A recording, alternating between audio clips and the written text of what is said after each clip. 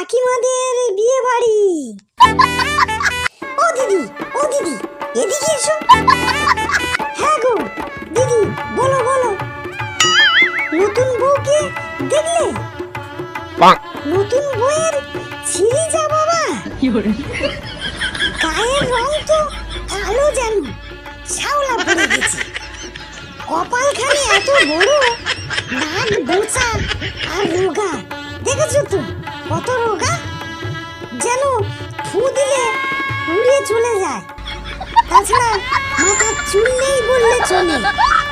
কি দেখে যে নিয়ে এসেছে কে জানে।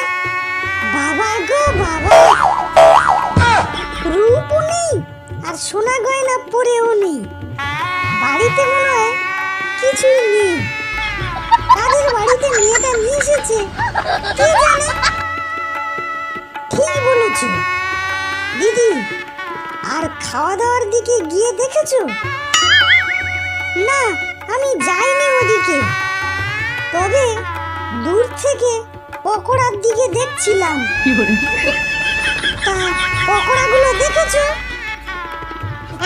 এই টুকু টুকু টুকু নাড়ুর মতো পকোড়া।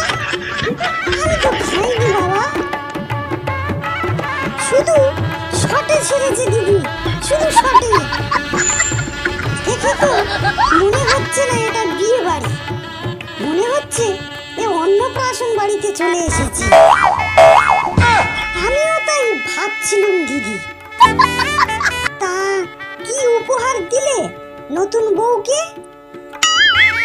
কি আর দেব, এই 150 টাকার একটা সাপা শাড়ি ছিল, ওটাই দিয়ে দিয়েছি। ঠিক করেছ। আর তুমি কি দিলে গো? আমার মেয়ে জন্মদিনে একটা টিফিন বক্স পেয়েছিল, ওটাই প্যাকিং ফ্যাকিং করে দিয়ে দিয়েছি। ভালো করেছো তো, কোনে রূপে ছিঁড়িনি, কি আর গিফট দেবো। শোনো দিদি, ভিড় বাড়ার আগে খেয়ে নি। হ্যাঁ হ্যাঁ, চলো চলো, খিদে দেয় পেটটা চিচি করতেছে, চলো।